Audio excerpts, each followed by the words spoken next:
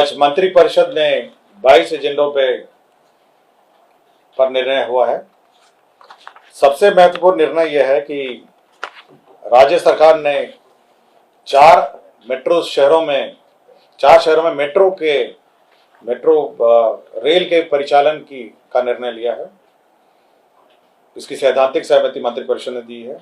सबसे पहला शहर है मुजफ्फरपुर में मेट्रो रेल, गया में मेट्रो रेल, दरभंगा में मेट्रो रेल और भागलपुर में मेट्रो रेल।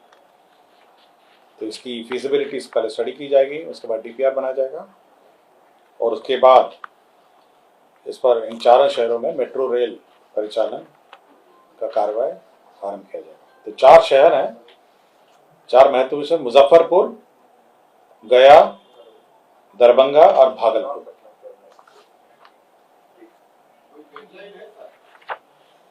अभी सैद्धांतिक सहमति दी है, इसके बाद इसका फीजिबिलिटी स्टडी किया जाएगा, शहरों का मैप और ये सब है, और उसके बाद इन 4 शहर की फीजिबिलिटी के बाद फिर डीपीआर बनाया जाएगा, फिर कार्रवाई।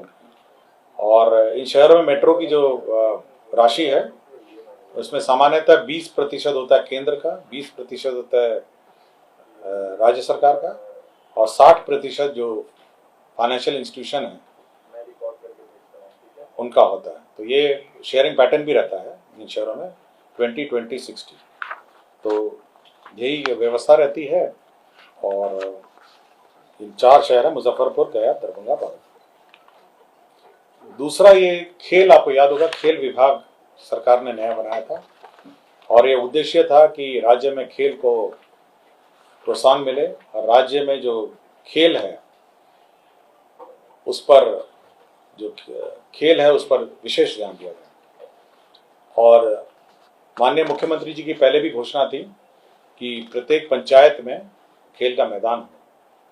आपको याद होगा कि समाधान यात्रा में जब गए थे तो यह घोषणा उस समाधान यात्रा के क्रम में किया गया था। अब यह निर्णय लिया गया है कि हर पंचायत में खेल क्लब का गठन होगा, स्पोर्ट्स क्लब का, हर पंचायत में, और उसमें खेल की गतिविधियां होंगी और राज्य सरकार समय समय पर इन खेल क्लबों को फाइनेंशियल असिस्टेंस भी देगी। तो ये पहला है कि हर पंचायत में एक खेल क्लब, नगर पंचायत और ग्राम पंचायत में। साथ ही साथ यह भी निर्णय लिया गया कि जहां खेल मैदान पंचायतों में नहीं है वहां पे भूमि अधिग्रहण की भी कार्रवाई की जाएगी, लैंड एक्वायर करके खेल का मैदान बनाया जाएगा। तो खेल के लिए बहुत महत्वपूर्ण कदम है कि हर पंचायत, नगर पंचायत में खेल क्लब का गठन होगा और साथ ही साथ राज्य सरकार इनको असिस्टेंस दे पाएगी और खेल का मैदान के लिए लैंड एक्वायर होगा। तीसरा है राज्य सरकार जो परीक्षाएं ली जाती हैं विभिन्न नौकरियों के लिए, आपका बीपीएससी है, कर्मचारी चयन आयोग है और जितनी भी आयोग हैं, उसमें जो परीक्षाएं ली जाती हैं, यह निर्णय लिया गया कि यदि आयोग चाहे तो विभिन्न चरणों में परीक्षा ले सकते हैं। मतलब जैसे बहुत से बड़ी संख्या हो जाती है, लेकिन जो मुख्य परीक्षा होगी, जो मेन परीक्षा होगी, जो फाइनल कट ऑफ वाली परीक्षा होगी, वह पटना और इर्द गिर्द में होगा। इसका तात्पर्य यह है कि सपोज किसी 25 लाख लोगों ने अप्लाई कर दिया। यूजुअली क्या होता है कि पूरे राज्य में परीक्षाएं होती हैं, फिर उसका इवैल्यूएशन होता है और उसको कट ऑफ मान के फिर उसका इंटरव्यू और जो भी क्वालिफाइंग पास हो जाते हैं।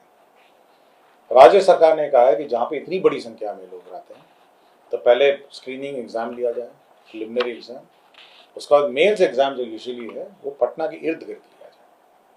इससे क्या होता है कि एक तो परीक्षा पर नियंत्रण रहता है, परीक्षा पर कंट्रोल रहता है, और जो अन्य जो समस्याएं हैं परीक्षा से संबंधित पटना और पटना के इर्द गिर्द है वो नहीं होंगी। तो ये निर्णय लिया गया। दूसरा यह है कि परीक्षाएं अब ऑफलाइन के अलावा ऑनलाइन भी ली जा सकेंगी। तो ये 2 परिवर्तन किए गए हैं कि परीक्षाएं 2 चरणों में ली जा सकती हैं और दूसरा ऑफलाइन की जगह ऑनलाइन भी किया जा सकता है। 2 मेन इसमें परिवर्तन किए गए। अभी तो ऑनलाइन नहीं है, अभी मतलब जो जितने कमीशन है अभी ऑनलाइन भी ले सकेंगे। ये अभी कमीशन पर निर्भर है प्रक्रिया क्या है, और विभाग से संपर्क भी करेंगे। ये परीक्षाएं ऑनलाइन ली जा सकती हैं, नहीं ली जा सकती हैं। हाँ मतलब ये आयोग पे निर्भर है ना, आफ्टर ऑल आयोग ही पर निर्भर है, आयोग ही निर्णय लेगी। बट ये इनेबलिंग क्लॉज है कि परीक्षाएं 2 चरण में ली जा सकती हैं, प्रिलिमिनरी और मेंस। बीपीएससी में तो होता ही है प्रिलिमिनरी और मेंस, बहुत सारी परीक्षाएं एक ही परीक्षाएं हैं। और अब संख्या इतनी बड़ी हो गई है कि कंट्रोल नहीं रहता है, कहीं जिले के कहीं पता नहीं कौन अनुमंडल स्कूल में परीक्षा हो रहा है, तो पहले एक बार प्रिलिमिनरी होगा, उसके बाद मेंस होगा। मौसम को देखते हुए कृषि विभाग ने एक प्रस्ताव लाया है कि जो डीजल अनुदान है इसके भुगतान के संबंध में निर्णय लिया गया है कि 150 करोड़ की लागत पर डीजल अनुदान योजना लाया गया है। इसमें धान, मक्का, जूट, दलहन, तेलन, मौसमी सब्जी, औषधीय एवं सुगंधित पौधों की सिंचाई हेतु दिया जाएगा। इसमें धान है, मक्का है, जूट है, दलहन है, तेलन है, मौसमी सब्जी है, औषधीय और सुगंधित पौधे। और डीजल अनुदान का रेट भी मैं बता देता हूँ, आप लोग पूछ नहीं रहे हैं फिर भी मैं बता रहा हूँ। यह है 75 रुपये प्रति लीटर होता है और 1 एकड़ में 10 लीटर का प्रावधान है, तो 750 हो गया। 8 एकड़ मैक्सिमम एरिया में दिया जाएगा। बिचड़ा के लिए 2 सिंचाई और फसल के लिए 3 सिंचाई, मैक्सिमम दोनों मिला के 5 हो गया। क्लियर हो गया, लिख लिया आपने। 75 रुपये है प्रति लीटर, 8 एकड़ प्रति एकड़, 8 एकड़ मैक्सिमम एरिया है और 1 एकड़ में 10 लीटर है।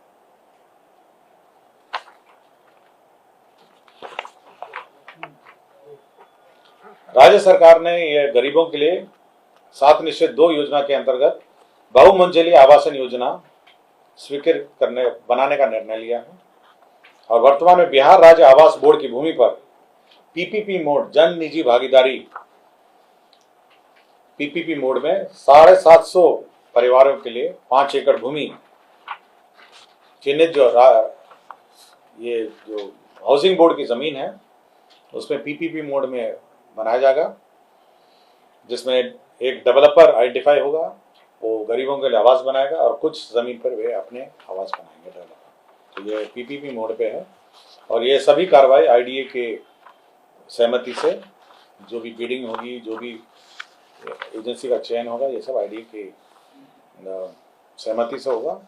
और जो शहरी जो बस्तियों में रहते हैं फुटपाथ पे या नालों के किनारे, नहरों के किनारे, उन्हें ये घर आवंटित होगा। खाद्य एवं उपभोक्ता संरक्षण विभाग में 7 निश्चित 2 कार्यक्रम के अंतर्गत दलहन के उत्पादन के लिए बढ़ावा देने के लिए राज्य सरकार ने पूर्व से भी निर्णय लिया है। पहले नेफेड करता था, नेफेड आइडेंटिफाई हुआ था, अब कैबिनेट ने इसको एनसीसीएफ को भी ऑथराइज कर दिया है कि चना और मसूर के अधिप्राप्ति के लिए उनको भी नोडल बनाया जाए। लघु जल संसाधन विभाग का प्रस्ताव था जिसमें मुख्यमंत्री निजी नलकूप योजना हेतु 35,000 नीली नलकूप के अधिष्ठापन हेतु निर्णय लिया गया। इसकी कुल राशि है 266 करोड़। तो जो नलकूप है उसका लक्ष्य बढ़ा दिया गया है, पहले 30,000 था, बढ़ा के 35,000 हो गया है और इसीलिए एस्टिमेट भी 266 करोड़ हो गया है। और साथ ही साथ यह भी निर्णय लिया गया कि पूर्व में जो 0.4 एकड़ भूमि वाले किसान मिलने में मुश्किल था, अब यह है कि जो इच्छुक किसान है, अगर उनके कमांड क्षेत्र में योग्य भूमि होगी तो उनको भी इसके लिए चिन्हित किया जाएगा और उनको भी यह लाभ दिया जाएगा। यह है मुख्यमंत्री निजी नलकूप योजना है। मतलब अगर उसके यहाँ कमांड एरिया में अगर यह जमीन होगी, मतलब जैसे किसान हो और अगल बगल बहुत सारी जमीनें हैं, तो उसको भी दिया जाएगा। 0.4 एकड़ से भी अगर कम होगा, उसका अपना कम होगा, बट कमांड एरिया में बहुत सारे किसानों की भूमि होगी तो इसको दिया जाएगा। लघु जल संसाधन विभाग के अंतर्गत जो सिंचाई योजना है उसको कार्यान्वयन और उसको मॉनिटरिंग के लिए जो आउटसोर्सिंग एजेंसी के माध्यम से मॉनिटरिंग के लिए निर्णय लिया गया है। इसमें ग्रामीण कार्य विभाग द्वारा आउटसोर्सिंग के लिए कुछ पर्यवेक्षक लिए गए थे।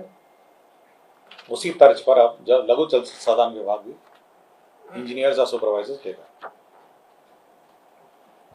वित्त विभाग में जो जीपीएफ का लिमिट, दो कैबिनेट नोट है वित्त विभाग के। एक है जो जीपीएफ का, आपको याद होगा कि 5 लाख का लिमिट निर्धारित किया गया था, अपर लिमिट।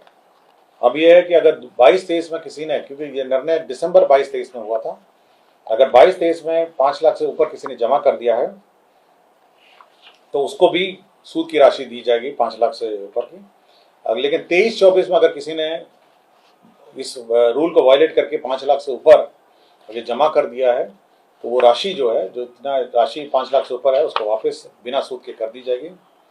साथ ही साथ इस वर्ष का यह नियम है कि जो लिमिट है, यह भी लिमिट है जीपीएफ में कि 6%, मिनिमम 6% आपको जीपीएफ में कटौती होनी चाहिए। लेकिन जीपीएफ अगर 6% भी 5 लाख से ऊपर अगर हो जाता है लिमिट, तो ये 6% का भी लिमिट शिथिल किया जाए। तो ये दो कैबिनेट नोट है, ये वित्त विभाग का कैबिनेट नोट है, जीपीएफ के अपर लिमिट का, और दूसरा है जो लोअर लिमिट है, तो वो जो 6% का लिमिट है उसको भी शिथिल कर दिया है। 5 लाख की है, क्योंकि अगर 5 लाख अगर आपको 6% से नीचे हो जाएगा तो वो लिमिट भी शिथिल होगी। राज्य सरकार में जो नियमित कर्मी हैं उनको चिकित्सा और उनके आश्रित हैं, उनके चिकित्सा प्रतिपूर्ति दी जाती थी। पहले उनके जो पावर्स हैं वो रिवाइज कर दिए गए हैं कि किस स्तर पर वो काउंटर साइन होंगे और अप्रूव होंगे।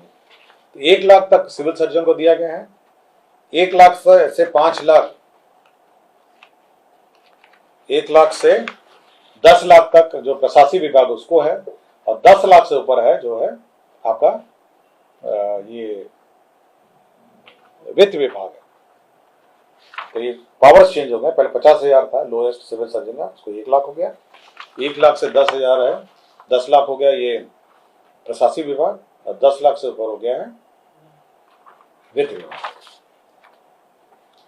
खेल विभाग में 98 पद, जो नया डिपार्टमेंट बना है उसमें 98 पदों का सृजन हुआ। तो 98, क्योंकि नया डिपार्टमेंट है उसमें पद सृजन नहीं हुआ था, तो 98 पदों का सृजन हुआ है।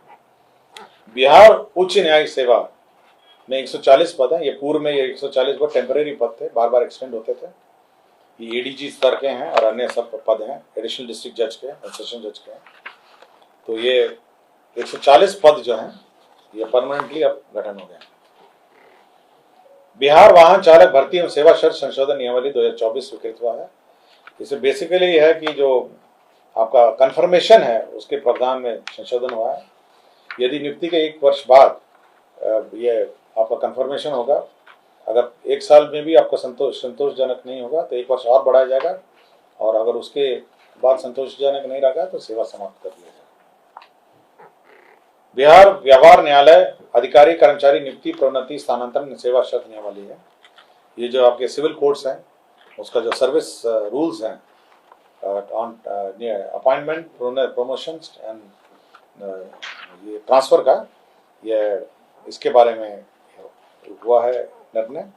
इसे मूल रूप से जो डिस्ट्रिक्ट जज है वो जो जैसे पटना है, पटना के जैसे हैं, as the convener of the centralised committee ex official shall member of the said committee in addition to the chairperson of each zonal selection committee। तो बेसिकली कौन चेयरमैन रहेंगे और क्या कमेटी रहेगी, इसी पर इन्होंने संशोधन किया, और क्या सेंट्रलाइज कमेटी होगी इसका भी उन्होंने विस्तार से जानकारी दी।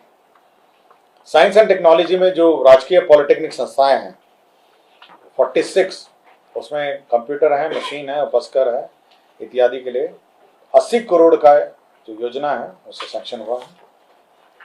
इसी तर्ज पर 38 जो इंजीनियरिंग कॉलेज है उसमें 68 करोड़ 54 लाख का फर्नीचर, कंप्यूटर, उपस्कर, ये सब मशीन है क्रय करने का निर्णय लिया है। 38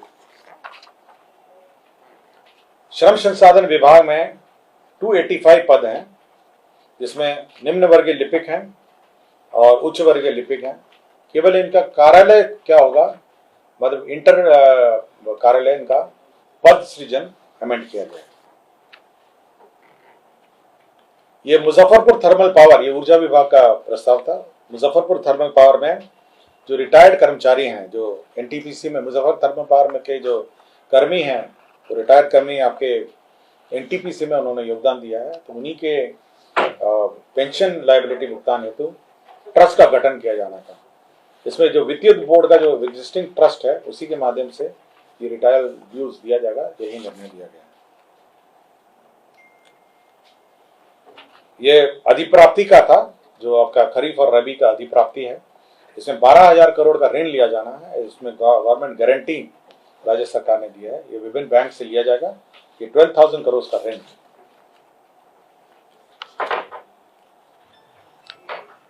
ये मंत्रिमंडल सचिवालय विभाग का है, जिसमें बिहार फ्लाइंग इंस्टीट्यूट का 2 पद है। इसमें चीफ मुख्य उड़ान परीक्षक हैं और डिप्टी उड़ान उप मुख्य उड़ान परीक्षक है।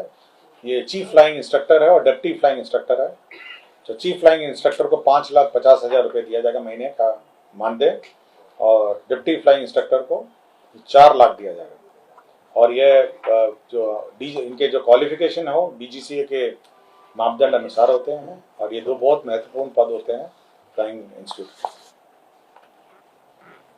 ये खाद्य एवं उपभोक्ता संरक्षण विभाग है। इसमें माननीय सर्वोच्च न्यायालय में सुमोटो कॉग्निजेंस के बाद जो अनुबंध में जिला उपभोक्ता विवाद परितोष आयोग में जो निबंधक हैं, उसके 20 पद के सृजन की स्वीकृति दी है। तो यही आपके 22 एजेंडा है जिस पर। थैंक यू फॉर वॉचिंग दर्पण 24 न्यूज। खबर को सबसे पहले पाने के लिए YouTube पर देख रहे हैं तो सब्सक्राइब करें, Facebook पर देख रहे हैं तो फॉलो करें। कमेंट्स में अपनी राय या अपने आस पड़ोस में समस्या हमें बताएं। हमें सपोर्ट करने के लिए लाइक और शेयर अवश्य करें। धन्यवाद। थैंक यू फॉर वॉचिंग दर्पण 24 न्यूज। खबर को सबसे पहले पाने के लिए YouTube पर देख रहे हैं तो सब्सक्राइब करें, Facebook पर देख रहे हैं तो फॉलो करें। कमेंट्स में अपनी राय या अपने आस पड़ोस में समस्या हमें बताएं। हमें सपोर्ट करने के लिए लाइक और शेयर अवश्य करें। धन्यवाद।